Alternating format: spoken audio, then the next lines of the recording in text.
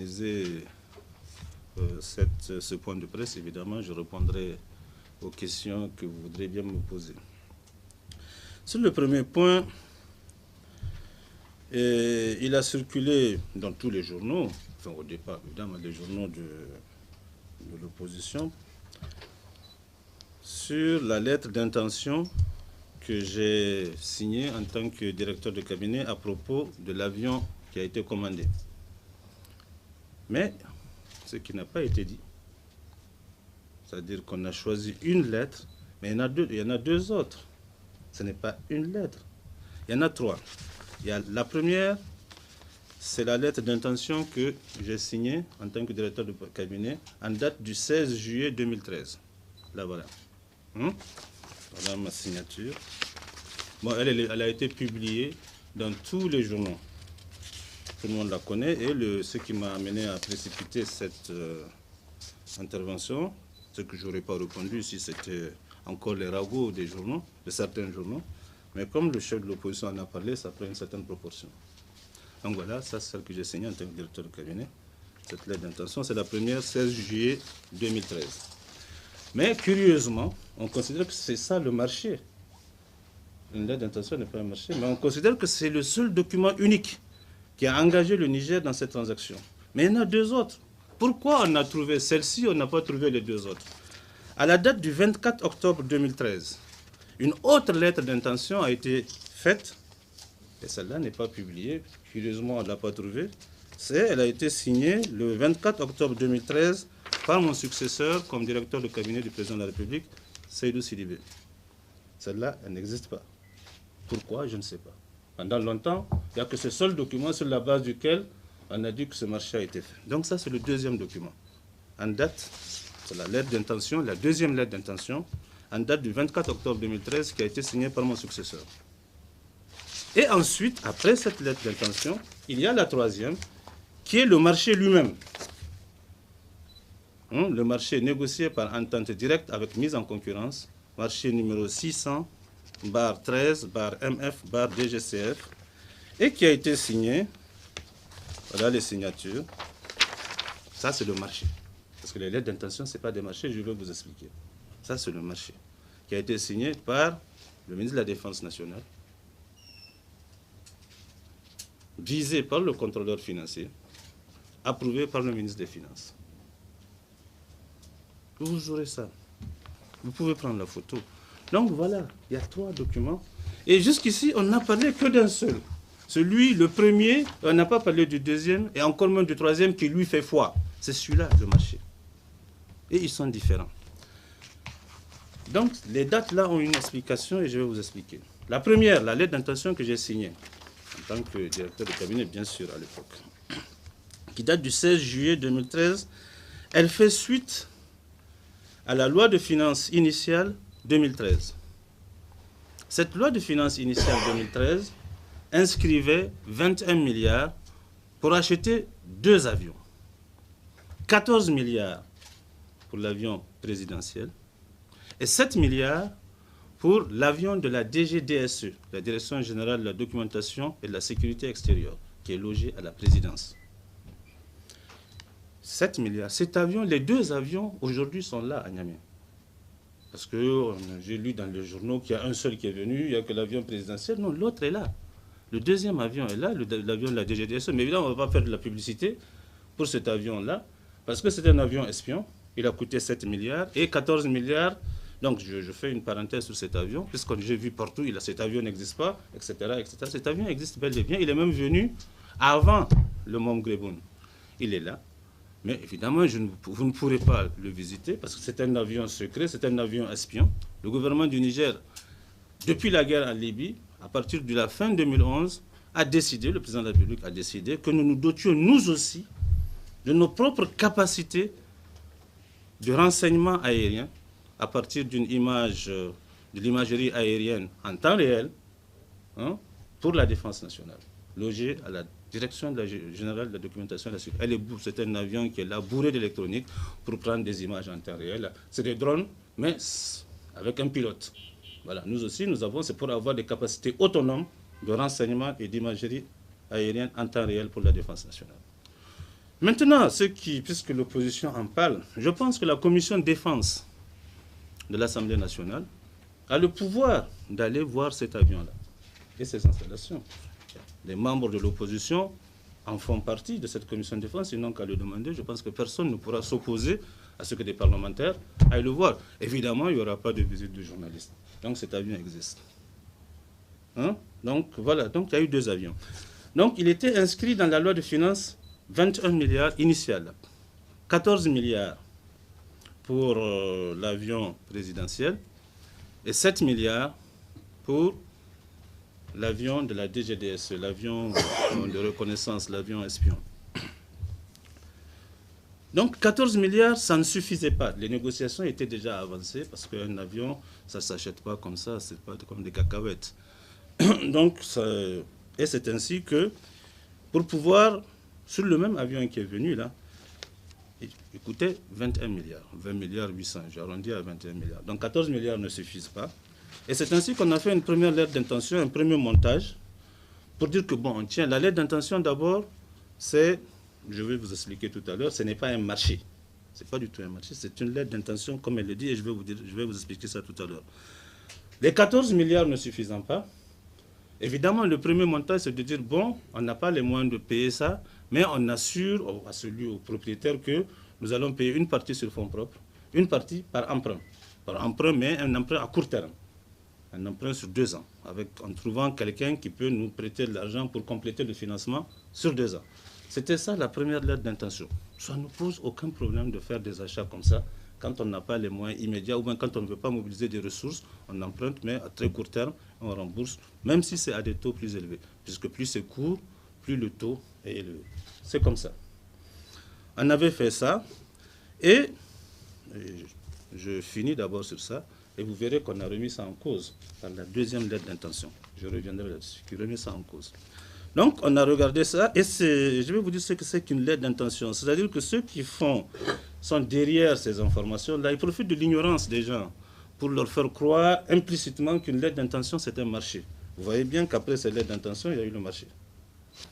La lettre d'intention et les autres modalités usuelles, c'est ce que je dis ici, et c'est dans tous les journaux, hein, vous pouvez le lire dans ceux qu'ils ont publiés, c'est écrit dedans.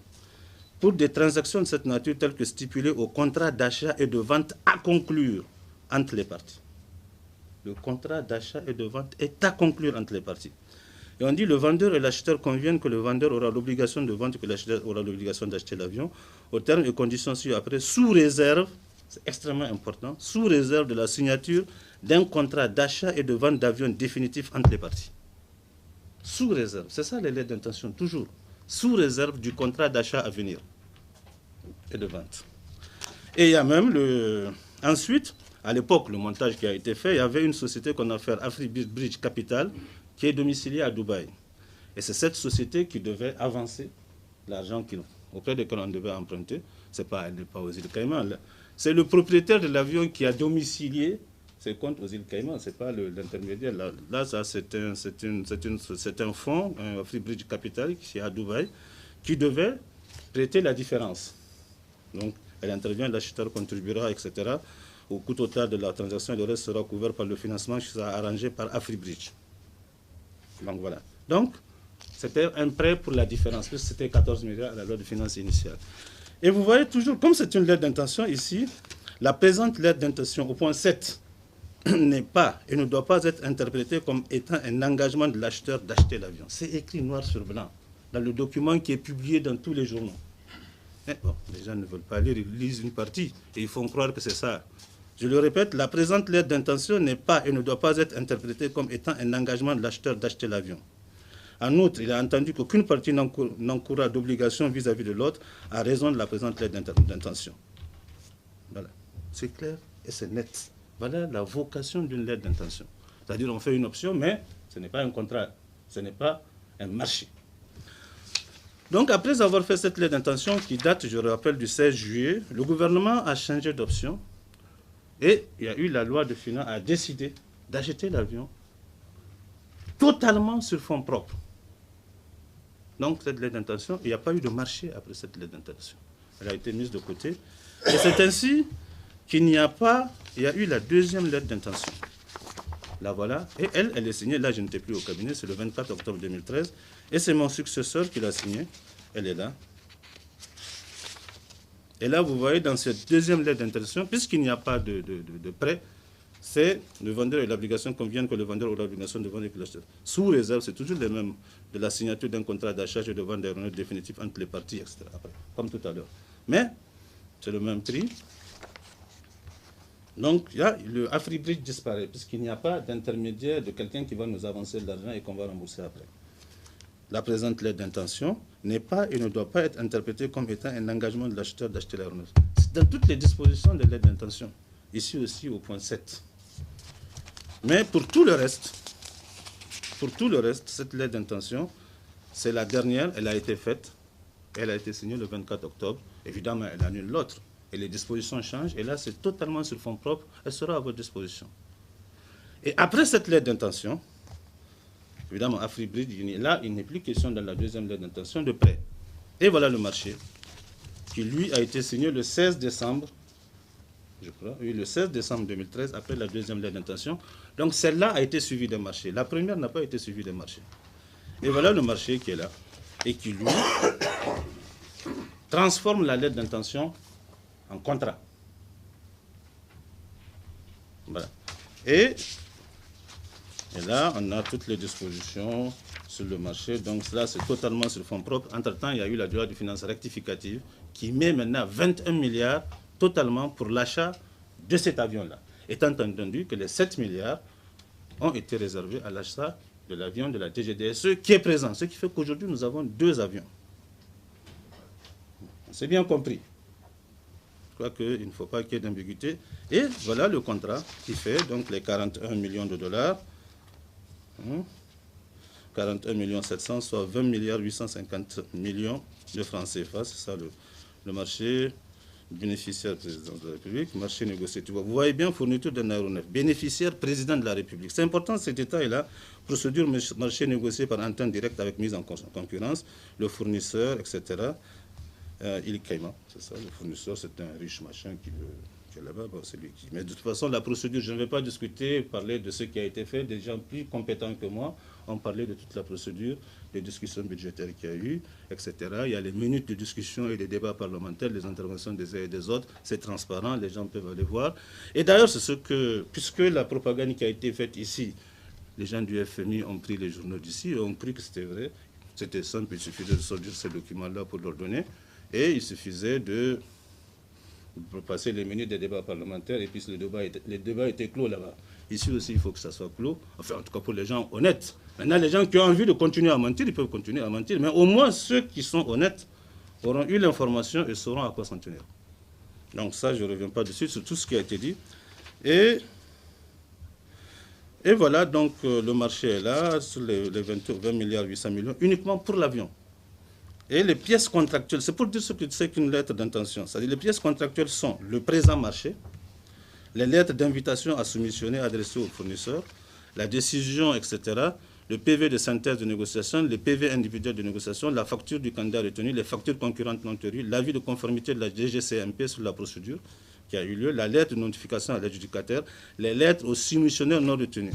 Vous voyez, dans les pièces contractuelles, il n'y a même pas la lettre d'intention. C'est pour vous dire sa valeur. Il n'y a même pas, même la deuxième qui a précédé le marché. Même celle-là, c'est pour dire la valeur d'une lettre d'intention, autour de laquelle on a brodé pendant 2 mois. Et voilà. Donc, il y a tous les modes de paiement, etc. Il y a tout ça dans le marché, etc. Le premier versement, le deuxième versement, etc. Le retard de livraison, les différentes garanties, etc. Et les gens qui ont signé, vous avez le directeur des ressources financières du ministère de la Défense nationale, le fournisseur, le contrôleur financier, le ministre de la Défense nationale et approuvé par le ministre des Finances. Voilà. Donc voilà en ce qui concerne les documents qui circulent. Et j'ai été surpris de voir, j'attendais toujours, j'ai attendu longtemps de voir si les 2 autres documents vont sortir et ils ne sont jamais sortis comme par hasard. Donc voilà, je considère que l'explication est donnée là. Et il y en a 3, il n'y a pas qu'un seul. Et il faut lire les 3 et les lier les uns aux autres. Le premier, c'était à partir de la loi de finances initiale, où il n'y avait que 14 milliards de provisions dans le budget, ça ne suffisait pas. Et maintenant, après, on a décidé de mettre carrément les 21 milliards totalement sur ce financement, donc pas d'emprunt. Donc, deuxième lettre d'intention. Ensuite, marché conclu, signé par le ministre de la Défense. La deuxième lettre d'intention a été signée par mon successeur. Donc ce n'est pas à cause de liens personnels que j'ai avec le président que je signe ça, d'après ce que mon successeur a signé. C'est important, des petits détails comme ça que certains... Donc voilà. Il n'y a rien dedans. Maintenant, ce que je peux dire comme petit commentaire, parce qu'il y a eu des commentaires quand même après ça. On a eu le chef de file de l'opposition a eu à faire des commentaires terribles par rapport à ça. Il est rentré dans des détails succulents et il a dit que, donc, parce qu'il y a eu un prêt, donc c'est faux, parce qu'il a fait un faux, il a menti, je peux le dire, puisqu'il y a les 3 documents là que je vous ai montrés. Il dit qu'il y a eu un prêt, il n'y a pas eu de prêt. Et à partir du fait qu'ils disent qu'il y a eu un prêt, il dit qu'il y a eu manipulation, tromperie, escroquerie et détournement des deniers publics. Donc, crime économique. Voilà ce qu'il dit. À ce niveau-là, que des journalistes, bon, s'amusent à dire ce qu'ils veulent, il y a des pénalisations de ceci ou de cela, mais qu'à ce niveau-là, on ne prend aucune précaution pour faire des accusations pareilles. Il a même donné le montant de la commission que les gens auraient touché, enfin, etc., etc., le montant de la surfacturation. Je ne savais pas qu'il était un spécialiste des marchés d'avions et qu'il pouvait se permettre de prendre le risque sur la base d'un document qui n'a aucune valeur et qui est complètement dépassé, sortir des choses comme ça. Je voudrais le relever. Maintenant, je ne demande pas à ce que les gens changent d'avis. Ceux qui sont décidés à continuer à mentir, à avoir cela comme stratégie, continueront à le faire. Mais je pense que les hommes honnêtes sauront à quoi s'en tenir.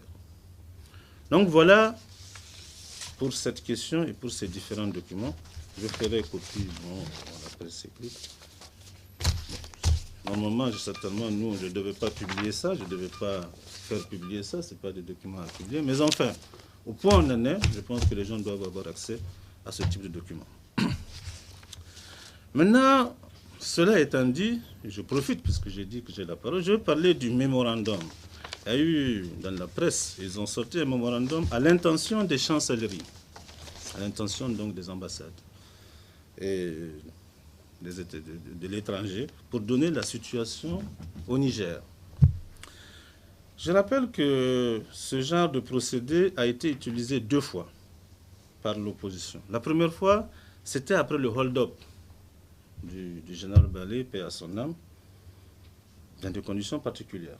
C'est-à-dire les militaires, après des élections, sont partis sur ordre de l'autorité de l'époque, ramasser les urnes en plein jour et proclamer des résultats qui n'ont rien à voir avec la réalité. Après ça, les partis clandestins, parce que c'était une répression terrible qu'il y avait, ceux qui ont suivi ces moments-là, peut-être que beaucoup sont jeunes ici, ils n'ont pas connu les moments de dictature.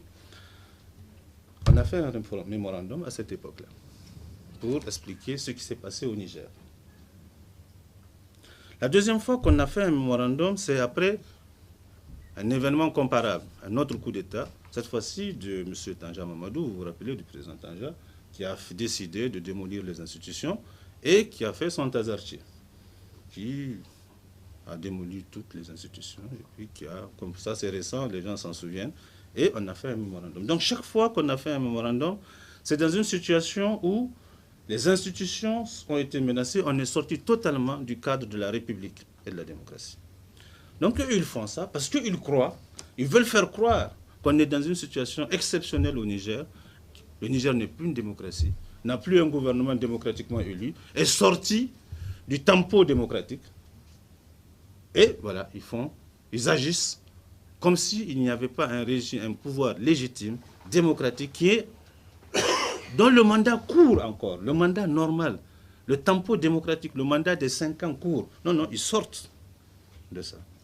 Ils considèrent, ils veulent faire savoir qu'en gros, on n'est plus dans un tempo démocratique, on est hors. Il y a eu certainement une démolition de la démocratie, c'est ça. Donc c'est pour ça que dans la forme, voilà le message qu'ils veulent porter. Malheureusement, pour eux, Lui, le chef de file de l'opposition actuelle, et puis beaucoup de gens qui le soutiennent, qui sont avec lui, ce camp-là n'a jamais été le camp de la démocratie. Lui, il est intervenu dans l'histoire comme homme politique en tant que ministre de Wanké. C'était un personnage qui n'a pas connu les luttes démocratiques. Ou en tout cas, quand il les a connues, il était en face. La seule fois où il s'est retrouvé dans ce type de combat, il était en face. C'était contre nous, les démocrates. Lui, il était avec les autres. Qu'on combattait le camp de la dictature, le camp des imposteurs. Donc voilà, il faut se rappeler historiquement la position de chacun. Où était chacun? On s'est dit, ce n'est pas la peine d'amalgamer que chacun vienne s'appeler démocrate. Nous sommes convaincus que nous sommes le camp de la liberté, le camp de la démocratie, le camp de l'état de droit. Nous l'avons été historiquement et nous continuons à l'être. Et pour l'essentiel, nous combattons les mêmes. Hier, aujourd'hui et demain. Mais nous les combattons avec des armes démocratiques. Avec les armes que nous avons. Jamais nous n'avons appelé à la violence. Jamais nous n'avons appelé au chaos. Leur mémorandum finit par l'appel à la violence, un appel à peine voilé à la violence et au chaos. C'est ça les derniers mots de leur mémorandum. Je voudrais prendre les gens à témoin. Et c'est ça, ils envoient au chancelier. Voilà un État, un Niger qui n'est pas démocratique. Et je suis convaincu, et tout le monde est convaincu que de toute la sous-région, c'est le pays le plus démocratique. Ce pays-là, où les libertés fondamentales, les libertés d'expression, de manifestation, les libertés de presse sont garanties de manière totale. Même quand je dis que ce n'est pas nos amis, mais c'est parce qu'on est en liberté que je peux dire que ce n'est pas nos amis. Ils ont le droit de ne pas être nos amis. Nous aussi, nous avons le droit de ne pas les aimer. Mais ils sont là, on ne les interdit pas. Nos amis aussi sont là, les autres ne les aiment pas, ils les attaquent. Donc voilà, on est dans une vitalité démocratique qu'aucun des pays de la sous-région ne connaît. Nous avons un tempo démocratique qui est là. Mais évidemment, pour eux, nous n'avons pas le régime actuel, le pouvoir actuel, les hommes qui le composent, n'ont pas de légitimité à gouverner ce pays. C'est ça leur problème. Ils ont une tare fondamentale qui fait que la gouvernance de ce pays doit être dévolue à une catégorie de personnes qui sont les héritiers de la dictature pendant des dizaines d'années. Et ça, nous ne l'acceptons pas, nous ne sommes pas dus. Nous nous sommes battus pour que le pouvoir s'exerce démocratiquement et que les alternances se passent, le tempo démocratique soit respecté. Et à chaque fois qu'il a été interrompu, avec eux, comme support de ceux qui les interrompent, nous avons été en face pour nous battre contre ça. Aujourd'hui, nous le faisons dans une position de pouvoir. Hier, nous l'avons fait dans une position d'opposition. Donc je voudrais que ce soit très clair. Je pense qu'ils n'ont pas de légitimité, lui en tout cas, à lancer un appel aux forces démocratiques parce que c'est nous les forces démocratiques. Ensuite, ils ont commencé leur mémorandum, que voici, par une introduction. Bon, c'est pour dire que quand ils parlent des forces démocratiques, c'est une imposture. Maintenant, ils font l'historique, un petit historique du Niger, évidemment, compte tenu du camp où il était. Ils nous disent que le Niger était là jusqu'en 2010. En 2010, c'est après une décennie de stabilité politique que notre pays va encore renouer avec les affres de la tension politique et sociale. Ils ne disent pas pourquoi. Ils disent simplement que le reste est connu. Paf, dans un dernier barbarie donné, une frange de la classe politique se libère, le Front démocratique s'active, la communauté internationale se surpasse en solidarité et il y a eu des élections. Ils ont réussi le tour de force de parler des 10 ans d'expérience de régime démocratique dans lequel ils gouvernaient, et nous, à l'opposition, et ils disent qu'on est passé à des élections sans parler du Tazarché, de cet intermède-là, et pourquoi le coup d'État a eu lieu, et ce qu'il y a eu. Non, non. Ils disent simplement qu'il y a eu un coup d'État et la communauté internationale est intervenue, on a fait des élections. Vous vous rendez compte? Ce raccourci de l'histoire, cette façon de, par omission de mentir, de sauter des étapes essentielles. Comme ça, s'ils avaient dit ce qui s'est passé et qui était qui, on saurait d'où ils viennent. Mais ils ne peuvent pas dire ça. Ils auraient donc... Il y a une lacune. En géologie, on parlerait de lacune stratigraphique. Quand une tranche, on fait disparaître une tranche. Donc il y a une lacune historique ici, sciemment faite et qui ressemble à la manipulation. Ensuite, maintenant, ils viennent. Ils nous parlent du gouvernement d'union nationale controversé. On l'a dit à plusieurs reprises, je voudrais revenir là-dessus. Je pense que c'est nécessaire de parler de ce gouvernement d'union nationale.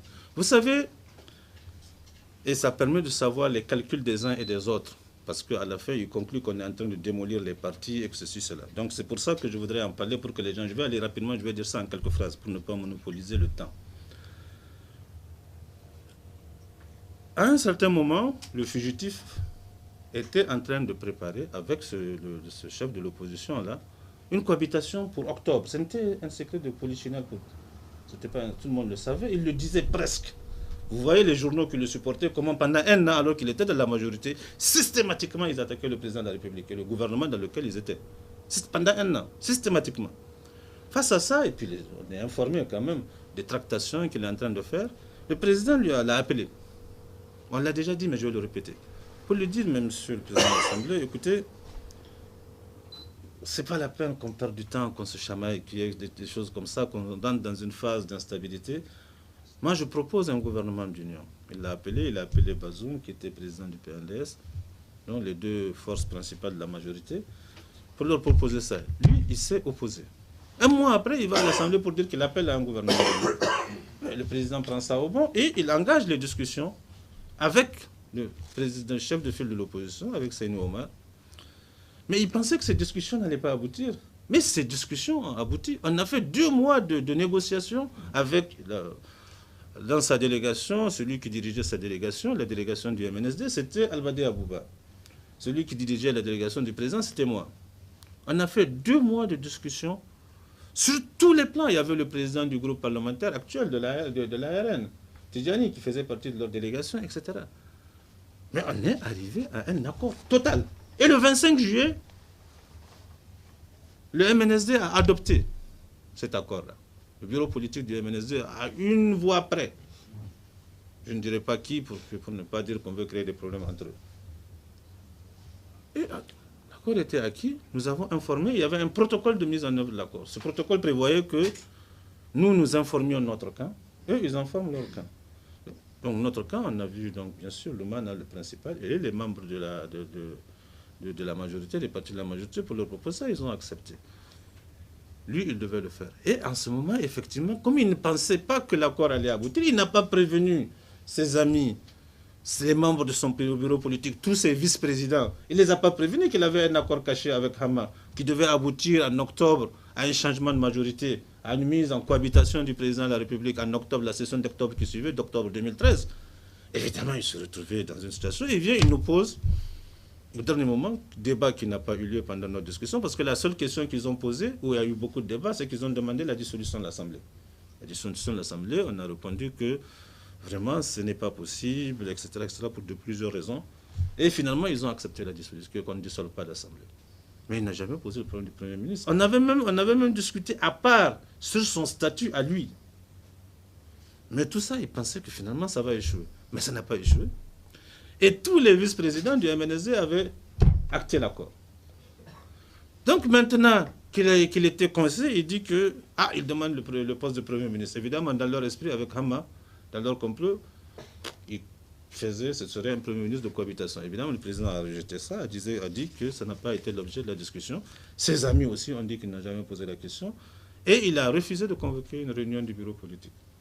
Et c'est ainsi que ceux qui ont participé et qui ont acté une bonne partie de son parti, la majeure partie de son parti, a rejoint le gouvernement, conformément à cet accord-là. Voilà ce qui s'est passé. Donc quand on dit qu'on a concassé les partis, non. La majorité de son parti est venue, ce n'est pas lui le parti. Les partis ne se confondent pas à leur président, ni au calcul de leur président. Ceux-là qui sont venus n'ont pas quitté leur parti. C'est ça aussi. On veut faire savoir que des gens ont quitté leur parti pour rejoindre. Ils n'ont pas quitté, ils considèrent qu'ils ont la légitimité, à juste titre, d'être dans leur parti. Et c'est ça qui est aujourd'hui en cours. Nous n'avons pas prévu ça. Nous n'avons pas calculé ça. On serait des génies si on avait pensé qu'on allait diviser les partis pour gagner des élections en 2016. Soyons sérieux. Donc voilà, c'est des événements qui ont créé ça. Et voilà comment ça s'est passé.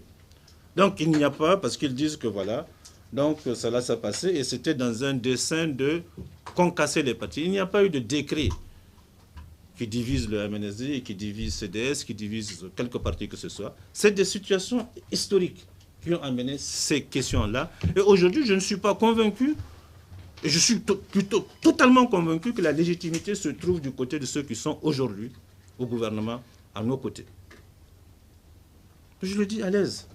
Mais ils présentent ça comme si ils disent que les 15 députés là, c'est-à-dire les soutiens, ceux qui sont là, qui ont signé l'accord, qui étaient en train de négocier en son nom, qu'on les a achetés. Quel mépris. Quel mépris. Il était là, toutes les discussions. Vous pouvez demander au président de l'ARN, au président du groupe ARN, il a participé aux discussions. Vous pouvez aller lui demander s'il peut venir en face de moi, dire qu'il n'y a pas eu un accord, qu'on ne s'est pas entendu surtout. Évidemment, quand les gens sont partis, ils sont partis aussi avec leurs députés. Dire qu'on les a achetés, c'est mépriser leurs camarades, c'est mépriser les gens. Donc voilà, ils disent que voilà, par l'achat des choses, on a cassé les partis. En ce qui concerne CDS de Abdoulabou, c'était avant tout ça.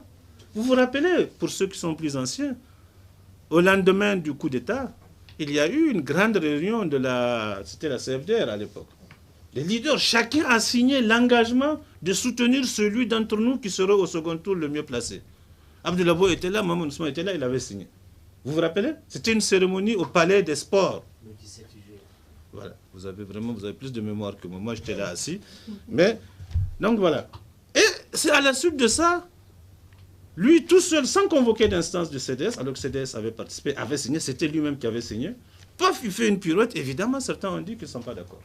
Que eux, ils sont sur la ligne de ce qui a été fait démocratiquement dans le cadre de leurs instances. Voilà comment ça a été fait. C'était longtemps avant même qu'on parle des élections de 2016. Maintenant, on nous introduit ça. Ah non, c'est ça. On a cassé CDS, exprès pour les élections de 2016. C'est ça qu'ils envoient aux chancelleries. Évidemment, on a acheté des gens. Alors que les gens sont témoins, c'était des choses qui ont été faites publiquement à la télévision, dans le cadre de grandes réunions, et longtemps avant que les gens ne pensent à 2016. Donc ici aussi, il y a mensonge. Mensonge, manipulation et tromperie par rapport à l'extérieur. Ou parfois, c'est des mensonges par omission. Donc, il n'y a pas eu de décret d'arrêter, ni de volonté programmée de casser des partis. Il y a eu des circonstances historiques où certains, et en particulier des présidents de ces deux partis importants, ont eu un comportement de forfaiture qui ont amené ces responsables principaux à prendre leurs responsabilités et considèrent qu'ils sont le parti. Les partis, ce ne sont pas les présidents seulement. Ils sont le parti. Et ils arguent toujours de cette réunion pour le MNSD du 25 juillet, les autres de la réunion qui s'est tenue devant tout le monde au Palais des Congrès. Donc les députés n'ont pas quitté leur parti, ils sont restés dans leur parti, ils considèrent que c'est eux la légitimité et la légalité de leur parti. Maintenant, il y a eu des va-et-vient au niveau de la justice. Maintenant, il parle au niveau de leur mémorandum qu'il y a eu une cabale contre le président de l'Assemblée nationale. Mais enfin, cabale contre le président de l'Assemblée nationale. Le président de l'Assemblée nationale est parti de lui-même. Dans quelles conditions? Parce qu'il a fait un calcul. Le calcul qu'il a fait, il a eu un accord secret avec le président du MNSD et il était en discussion avec certains qui étaient avec nous, qui pouvaient leur donner une majorité en octobre. Ça, c'est démocratique. S'il avait réussi, il n'y avait rien à redire. C'était démocratique, un renversement de gouvernement. Par des voies démocratiques, il n'y avait rien à redire. Mais il a échoué, ça n'a pas marché. Et c'est pour ça que, pour que ce soit clair, que nous avons posé la mission de confiance au Premier ministre. Et cette motion de confiance a été votée pour que le monde entier voit la nouvelle majorité qui s'est dégagée, pour qu'il n'y ait pas d'équivoque. Parce qu'on savait qu'il y avait effectivement une nouvelle majorité qui se préparait, mais c'est celle-là qui est sortie. Ça aussi, c'est démocratique. Il n'y a rien de plus régulier. Après ça, parce que c'est pour ça, quand il est sorti, il était sûr de lui. Faut pas, c'est vous qui ne savez pas, nous on sait. Il était sûr de son fait. C'est-à-dire c'était le président n'en avait pas pour longtemps. Enfin, le président avec tous ses pouvoirs, je veux dire. Le gouvernement, c'était terminé. Voilà. Et à partir de maintenant, quand il a échoué, démocratiquement, maintenant il s'est mis à conspirer. Il s'est mis à conspirer. La conspiration a abouti aux événements du 21 mai, avec les étudiants qui cassaient, avec ces militants qui étaient sortis avec de l'essence, des machins, ils ont tiré sur Chouven, on les a attrapés au carrefour de l'église, etc., etc. Et en réalité, je vais vous révéler une chose, je ne sais pas comment ça s'est passé. Beaucoup de gens qui étaient considérés comme des étudiants n'étaient pas des étudiants, c'était les militants du Lumana. Je ne sais pas comment, bon, ça a clarifié un jour. Ils se sont trouvés dans la procédure des étudiants. C'était les casseurs de Lumana qui sont intervenus d'ailleurs un jour de plus. Le jour suivant, c'est-à-dire le 21. C'était eux, vous avez en fait une cinquantaine de 50 et quelques étudiants et le reste, c'était ceux qu'on a attrapés un peu partout dans la ville, les gens de Lumana avec des pneus, avec de l'essence, avec de n'importe quoi. Et c'est ceux-là qui ont été pris dans la rue. Et je ne sais pas, ils se sont débrouillés pour apparaître dans la procédure des étudiants. Bon, ce n'est pas grave, on a fermé les yeux.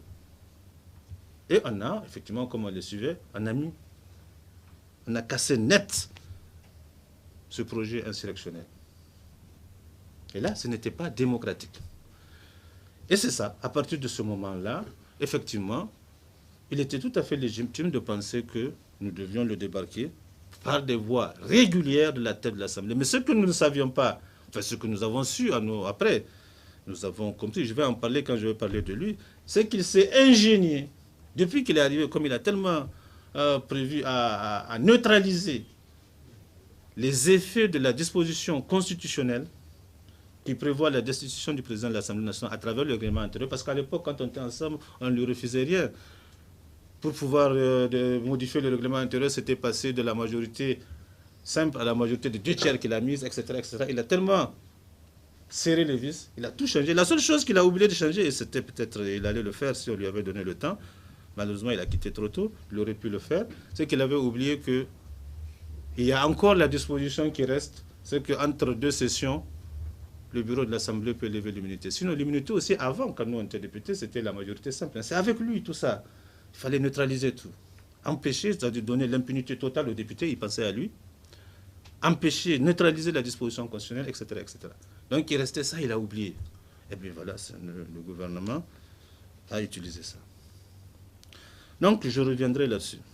Et maintenant, leur combat principal, c'est délégitimer la Cour constitutionnelle, délégitimer les institutions, discréditer la Cour constitutionnelle. Mais ce n'est pas la première fois qu'on a une assemblée. Tous les arrêts de la Cour constitutionnelle qui ont été faits, c'est des arrêts qui sont... C'est le bon sens même, mais il faut dire que si la Cour constitutionnelle ne va pas dans le sens de Hamma et de Seyni, donc c'est une Cour constitutionnelle inféodée au régime. Vous vous rendez compte? Donc voilà, si la Cour constitutionnelle est délégitimée, qu'est-ce qui reste? Si l'arbitre, le juge constitutionnel, n'a plus de crédibilité, qu'est-ce qui reste? Comment réguler les institutions démocratiques? Vous comprenez que ce n'est pas possible. Ça veut dire nécessairement qu'il faut sortir de la démocratie. La seule façon de réguler ça, c'est mettre fin à l'expérience démocratique. C'est pour ça, cette cabale, ce discrédit de la Cour constitutionnelle, c'est extrêmement important de leur dispositif pour mettre fin à notre expérience démocratique. Et ça, nous ne serons pas d'accord, et je crois que personne ne les suivra dans ce sens-là. La Cour constitutionnelle du Niger, c'est par construction qu'elle n'est pas contrôlable par qui que ce soit. Bon, maintenant, ils disent des choses terribles, que le cabinet du président de la République, qu'ils envoient aux étrangers, que le cabinet du président de la République, c'est un refuge de criminels. Vous vous rendez compte? Ils ne donnent pas un nom. Ils disent ça comme ça. On envoie ça aux étrangers. Le cabinet du président de la République, c'est un refuge de criminels. Et on ne les poursuit pas. Vous voyez bien qu'on ne les poursuit pas. On ne dit rien. On est en droit de le faire parce que si on les poursuit, on va dire encore qu'on fait une cabale. Mais vous vous rendez compte comment des gens à ce niveau-là peuvent écrire un document et le signer et envoyer aux chancelleries que le cabinet du président de la République est un refuge de criminels. J'en passe, je ne fais aucun commentaire, je relève ça. Bon, ils ont fait, ça c'est un comportement d'opposition normal, ils ont critiqué la dette. C'est leur point de vue, ce n'est pas le nôtre. Je ne vais pas faire de commentaires sur leur point de vue. Ça, c'est démocratique, par contre. Critiquer notre politique, critiquer notre endettement, la façon dont on utilise les ressources de ceci ou de cela. Ça, c'est réglementaire, ce n'est pas notre point de vue. Nous avons la majorité, nous faisons passer notre politique. Nous pensons que le pétrole doit servir à financer les investissements et l'avenir et non pas à être consommé. Ce n'est pas les investissements qui produisent les richesses de demain. C'est comme ça notre conception. Sinon, leur conception a toujours été ça parce qu'ils n'ont jamais pensé à ça. Et pour eux, les ressources naturelles, c'est à être consommées, évidemment, sans que l'avenir ne soit préparé. C'est deux conceptions différentes de la gestion. Ils ont leur conception, je la respecte. Ce n'est pas la nôtre. C'est tout ce que je peux dire là-dessus. Bon, ils racontent que l'éducation ne marche pas, qu'on n'a rien fait pour l'éducation. Ça, c'est leur point de vue. Mais ce n'est pas le point de vue des Nigériens. Et ce n'est pas notre point de vue. Nous pensons que beaucoup de choses ont été faites sur l'éducation, la santé. Nous considérons que c'est des affirmations péremptoires et mensongères. Mais c'est la conclusion qui est terrible. la conclusion de ce mémorandum envoyé aux étrangers, c'est que toute cette situation va déboucher sur la violence et le chaos. Eh bien, je vais vous dire une chose, c'est qu'il n'y aura pas de violence, il n'y aura pas de chaos. Nous n'accepterons pas. Nous serons là pour empêcher que ces gens-là créent le chaos. Ils n'en sont pas capables, ils ne sont pas représentatifs. Ils ne peuvent pas mobiliser les Nigériens qui sont plus conscients qu'eux, plus responsables qu'eux, pour pouvoir créer le chaos. Il faut qu'ils le sachent. La sécurité, la stabilité et l'ordre public sera respecté. Ça, je tiens à le dire, ils ne pourront pas le faire. Tout ce qui est, c'est la condition pour que les libertés soient garanties. L'anarchie, la violence et le chaos, c'est contre les libertés. Pour défendre les libertés publiques, nous devons défendre l'ordre public. Et c'est ça notre mission, et nous allons être là. Cela ne se réalisera pas. Cette prédiction apocalyptique pour le Niger ne se réalisera pas. Vous savez, l'ordre public est une exigence de la démocratie.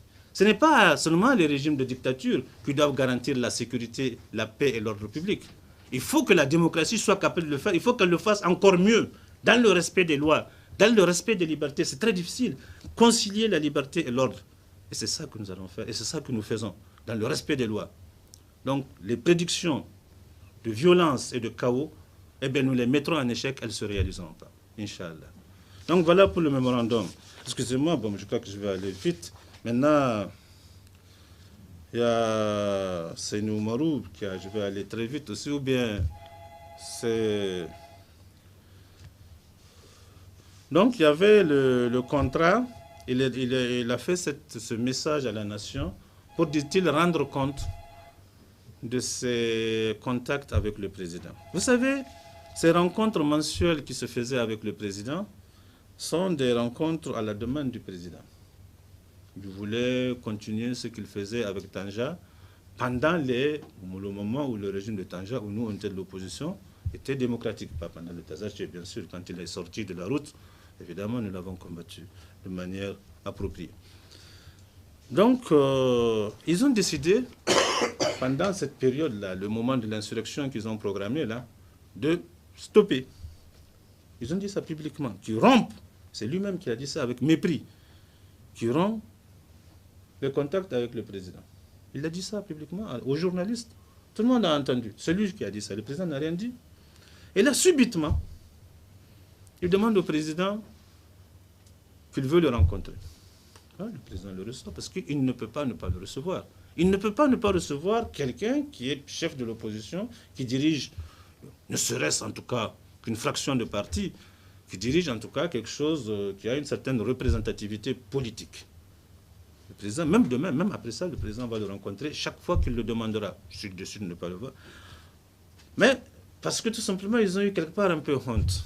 Dans le cas de leur boycott du président de la République, ils ont boycotté tout ce qu'il y avait comme cérémonie officielle. Ils ont boycotté l'arrivée du président français. Ils ont boycotté les fêtes, la prière à la mosquée. Ils ont boycotté toutes les fêtes. Et maintenant, ils ont boycotté les obsèques. Je ne voudrais pas polémiquer sur cette question, sur la mort de nos soldats. Mais enfin, on est obligé, face à une telle indécence, de dire les faits. Ils ont boycotté, alors que le protocole de la République est permanent. Il est permanent. Le chef de l'opposition a sa place dans le protocole, dans toutes les cérémonies, y compris celle-là.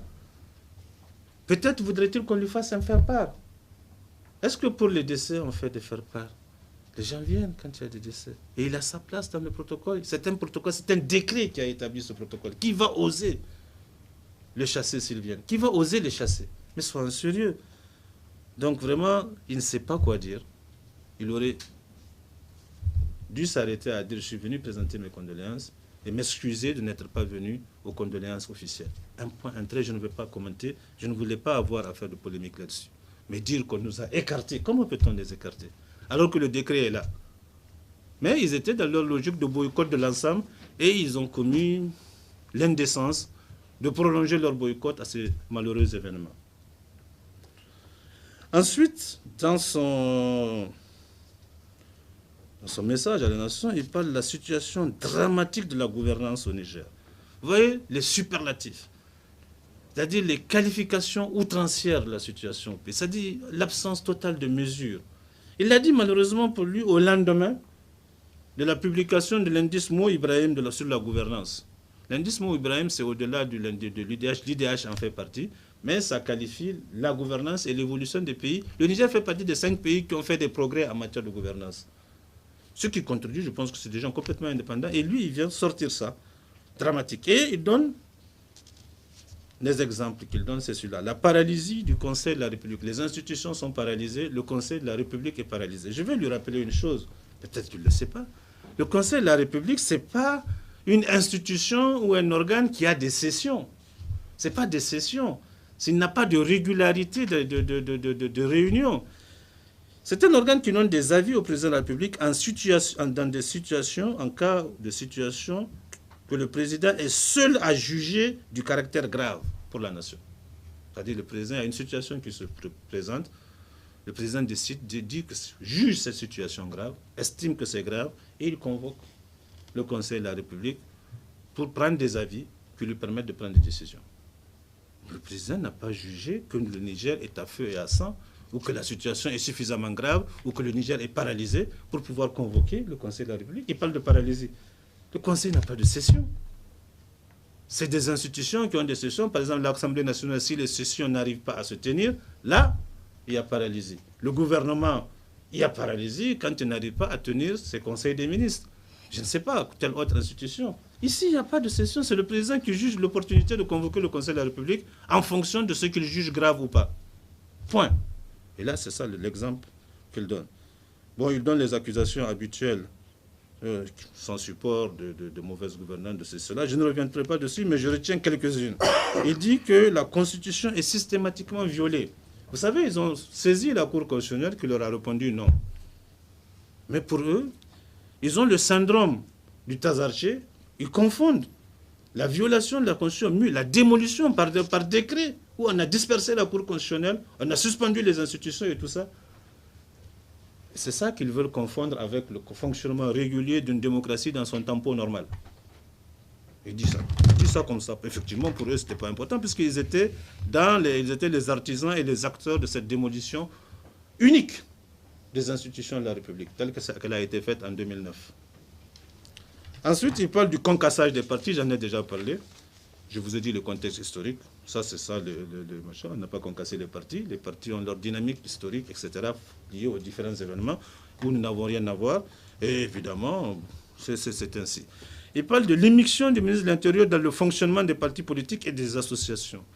Pourquoi il dit ça? Il dit ça parce que nous, ici, au ministère de l'Intérieur, nous prenons des actes quand les partis se constituent, on les reconnaît. Ou on ne les reconnaît pas en fonction du dossier qui est présenté. C'est tout. Et je l'ai fait pour plusieurs associations, chaque fois que ça vient. De manière systématique, moi, dès que la directrice des libertés publiques qui gère ces dossiers-là envoie avec avis favorable, je signe. C'est le cas aussi de CDS. C'est envoyé, on a regardé le dossier, paf, on a signé. C'est le cas de plusieurs associations. C'est le rôle du ministère de l'Intérieur de s'occuper de ça, de la reconnaissance. Quand les gens ne sont pas d'accord, ils vont à la justice. Nous, on prend des actes administratifs, on constate, on le consacre. Ça, c'est les... Donc, je ne devais pas faire mon travail. Donc, je continuerai à faire mon travail malgré lui, et c'est ce que tous les ministres de l'Intérieur avant moi ont fait, et que feront tous les ministres de l'Intérieur après moi. Voilà. Il dit que les immunités levées des anciens présidents de la République et la réaction du président de la République.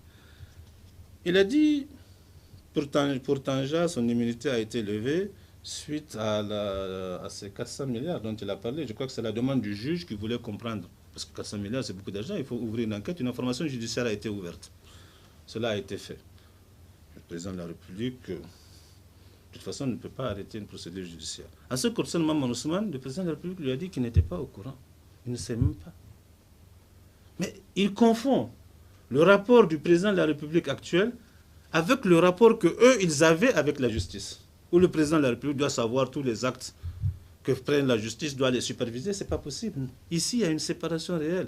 Les actes des juges ne concernent pas le président de la République. Ça ne l'intéresse pas. Il n'est pas là à les suivre tous les jours. Et en disant ça, c'est un aveu de sa conception du fonctionnement de l'État. De croire que c'est du rôle du président de la République de dire aux juges ce qu'il faut faire, de savoir ce que font tous les juges tous les jours, etc. Maintenant, moi, je donne mon point de vue personnel sur cette affaire d'immunité des anciens présidents de la République. Vraiment, quand j'ai vu ces immunités-là levées, quand j'ai appris ça, mais j'étais effaré. Je ne savais pas qu'au Niger, et alors là, c'est le seul pays où ça existe, que les présidents de la République, en dehors des actes commis dans l'exercice de leurs fonctions, bénéficient encore de l'immunité. Ça, c'est une immunité absolue. C'est totalement extravagant. Ça n'existe dans aucun pays du monde et c'est contraire à l'esprit de la Constitution et à l'esprit des libertés publiques et de l'ensemble des constitutions démocratiques. Ça veut dire que c'est une impunité totale dont bénéficient les présidents de la République. Ça, personnellement, je ne suis pas d'accord. Je ne savais pas que ça existait chez nous. Et s'il y a en tout cas des gens, des démocrates de bonne volonté, il faut bien qu'il y ait un mouvement pour supprimer ce type de disposition. Parce que là, c'est une menace. Si le président de la République bénéficie d'une immunité totale, donc d'une impunité totale, même en dehors des actes commis pendant l'exercice de ses fonctions, je trouve que c'est totalement aberrant, extravagant. Il y a une lacune à ce niveau-là dans notre système démocratique. Parce que dans les deux cas, il s'agit d'actes qui ont été commis en dehors totalement de l'exercice de leur fonction de président de la République. Donc, c'est ça que je peux dire cela. Ensuite, maintenant, il défend le trafic des bébés. Il considère que le fait que la poursuite contre Hamas, c'est essentiellement une cabale politique. Vraiment, j'étais déçu de voir que ce que tous les Nigériens savent, tous les Nigériens connaissent la question. Tout le monde sait que c'est réel, c'est une affaire criminelle ordinaire. Et lui, il considère que non, c'est une affaire politique. Parce qu'on est homme politique, on ne doit pas être poursuivi. Moi, je ne fais aucun commentaire. J'étais surpris qu'il ose sortir ça et dire ça naturellement parmi les violations que nous faisons et la démolition que nous faisons de l'architecture démocratique de notre pays. Et il parle du bureau de l'Assemblée qui est illégal. Pour lui, c'est naturel. Tout le monde il considère que le bureau de l'Assemblée est illégal. Nous, on a été dans l'opposition et je vais vous rappeler comment ça s'est passé. Nous n'étions pas dans le bureau de l'Assemblée pendant 1 an parce que nous avons refusé la distribution. C'est avec nous que c'est venu cette histoire de configuration de l'Assemblée. Parce que eux, les Hama, à l'époque, ils refusaient qu'il y ait un vice-président par groupe parlementaire. C'est une lutte que nous avons faite pour que cela soit accepté. C'était contre eux. C'était lui qui était Premier ministre et c'était lui qui était le défenseur d'un bureau de l'Assemblée monocolore. On a pu imposer ça. Et aujourd'hui, si vous voyez le bureau de l'Assemblée, les 2 sièges de l'opposition, ils sont laissés vacants. Ils font partie. C'est-à-dire que vous avez le premier vice-président et vous passez directement au 4e. Parce que le 2e et le 3e sont laissés vacants. Personne ne peut les occuper. Et c'est fort de tout cela, ce qui est évident, que la Cour constitutionnelle a considéré que ce bureau est légal puisque c'est volontairement que les gens n'ont pas occupé leur place. C'est tout. Mais non, il continue à dire des choses comme ça, que la Cour, malgré l'arrêt de la Cour, il continue à considérer que ce bureau-là est légal. Bon, le bureau, il prend des actes et la Cour les consacre. Parce que tout simplement, c'est légal et ça continue à travailler comme ça. Parce que le monsieur s'est ingénié à créer les conditions d'une paralysie artificielle de l'institution qu'est le Parlement. Il veut nécessairement que nous, on se soumette à la stratégie de quelqu'un qui est dans une stratégie du chaos. Nous ne pouvons pas l'accepter et ça ne se passera pas comme ça. Il dit ensuite que nous sommes tous soumis à l'écoute. Tous les Nigériens et tous les démocrates sont soumis à l'écoute. Mais ce monsieur a été Premier ministre, vous vous rendez compte? Donc il ne sait pas que nous n'avons pas ces capacités d'écoute-là dans ce pays. Parce que quand il était au pouvoir, il ne s'intéressait certainement pas à la façon dont l'État fonctionne. Ce qui l'intéressait, c'était les affaires. Donc il ne s'intéresse pas au fonctionnement de l'État. Au point où lui, à son niveau, il peut dire que tout le monde est sur l'écoute. On n'a pas ces capacités-là, il le sait. Il doit le savoir, mais je comprends maintenant qu'il ne le sait pas. Et je suis convaincu qu'il ne le sait pas. Il a dit ça parce qu'il ne le sait pas. Parce que ce qui l'intéressait à l'époque, c'était les affaires. Et je vais vous dire pourquoi je dis ça, je suis à l'aise. Hein. C'était un Premier ministre considéré comme affairiste. Quand en 2007, après la chute du gouvernement de Hama Amadou, le président Tanja nous avait demandé de participer au gouvernement. Nous étions en débat au niveau du bureau politique du PNDS, dans un gouvernement d'union nationale. Nous n'avions pas refusé. Nous étions en train de discuter s'il faut, et une majorité commençait déjà à se dégager pour participer au gouvernement. Quand nous avons appris la nomination du Premier ministre, c'était Seynou Oumarou, évidemment on est revenu, on a dit bon, on ne peut pas être dans le gouvernement de celui qui symbolisait l'affairisme du régime. Voilà pourquoi on n'est pas rentré au gouvernement, je le dis aujourd'hui à l'aise. C'est parce qu'il était devenu Premier ministre. Et c'est lui qui va, et c'est pour ça que je dis que ça ne l'intéressait pas de savoir qu'on ne peut pas écouter tout le monde, on ne peut même pas écouter l'ensemble des dirigeants politiques, ou etc., etc. Il raconte des histoires, il raconte des sornettes. Ça, c'était des sornettes qui avaient autant de Kounché, tout le monde, on croyait que tout le monde était écouté, c'est impossible. Que des gens de la rue disent ça, je comprends. Mais qu'à ce niveau-là, on dit ça, je trouve ça totalement... monsieur le commissaire, vous avez les capacités d'écoute? Il n'y en a pas. Tout simplement, on ne peut pas faire ça. Parce que ce qui l'intéressait au pouvoir, c'était ça, et je vous donne l'information pourquoi on n'est pas rentré au gouvernement en 2007. C'était uniquement pour ça. S'il y avait eu un autre Premier ministre, il était probable qu'on rentre au gouvernement. Voilà. Ensuite, maintenant, il critique le projet de chemin de fer. Mais je veux dire que, à supposer, ce chemin de fer, d'abord, ce n'est pas... Bon, il y a des gens plus compétents que moi, plus qualifiés pour en parler. Mais la seule chose que je veux dire, c'est que eux, même dans leurs rêves les plus extravagants, ils n'ont pas pensé mettre le chemin de fer dans leurs intentions, dans leur programme. Ils ont gouverné pendant 10 ans. Ils ont gouverné avant aussi, parce qu'en fait, ils ont toujours été au gouvernement. Hein? Jamais ils n'ont pensé, jamais même on a pensé que le chemin de fer, ils n'ont bâti un projet autour du chemin de fer. C'est lui qui va venir nous parler de, il n'y a pas eu d'études, il n'y a pas eu de ceci, cela. Quelles études? C'est une grosse entreprise, c'est un des plus grands transporteurs mondiaux qui a pris en charge de financer et de réaliser sous fonds propres, puisque ce n'est pas une dette, le chemin de fer, en PPP, en partenariat public-privé. C'est à lui que lui, il va dire qu'il n'a pas fait d'études, Bolloré. Vous qui n'avez jamais pensé même à ça, vous considériez que c'était une utopie. Quand on a mis ça dans notre programme et qu'en 2011, le président commençait à en parler, mais il souriait sous cap. Mais ça est en train de se réaliser. Et le président a été porteur de ce projet, pas seulement pour le Niger, mais pour toute la boucle. Ça, c'était une action volontariste et très engagée du président de la République pour que ce chemin de fer se passe. Il l'a fait pour des raisons, parce que les Nigériens sont frustrés, pour des raisons psychologiques en tant que Nigériens, mais aussi pour des raisons économiques. Parce que ça va contribuer à baisser de manière considérable les coûts des facteurs de production. Donc, les coûts des transports. Donc, voilà un peu sur ça. Donc, et en fin de compte, il parle de dérive totalitaire. Bon, je ne sais pas, il ne sait pas ce que ça veut dire totalitaire. Je ne vais pas faire de commentaires, je suis sûr qu'il ne sait pas ce que ça veut dire. Le totalitaire, ça a un sens précis. On est loin, bon, les gens à qui ils vont envoyer ça, ils savent ce que ça veut dire, ils l'ont vécu à leurs dépens. Et son ami, le fugitif, lui, il parle de régime hitlérien. Bon, je veux dire, quand on est dans l'excès comme ça, l'adage dit que tout ce qui est excessif est insignifiant. Donc, je ne ferai pas de commentaires. Donc, voilà, en ce qui concerne l'interview de Seyni Omar. Mais je veux parler un peu du fugitif. Il dit que tout son argument, l'argumentaire qu'il développe, c'est qu'il y a une cabale contre lui. La procédure engagée au bureau de l'Assemblée n'est pas régulière. Ils disent qu'il y a un conseil des ministres qui s'est tenu à Dandaji pour décider de l'arrêter. Il n'y a jamais eu de conseil des ministres à Dandaji. Il y a eu le conseil des ministres à Niamey parce que le juge est arrivé à la procédure à son niveau-là. Et par conséquent, le procureur a écrit pour qu'ils soient entendus.